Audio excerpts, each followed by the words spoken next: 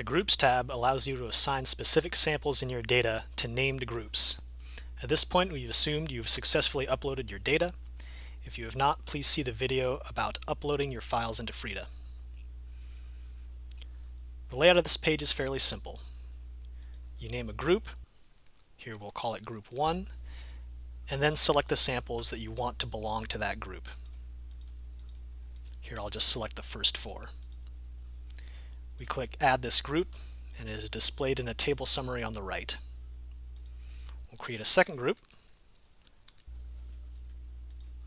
By default, FREDA selects the remaining number of samples, but we'll deselect those and select the second set of 4.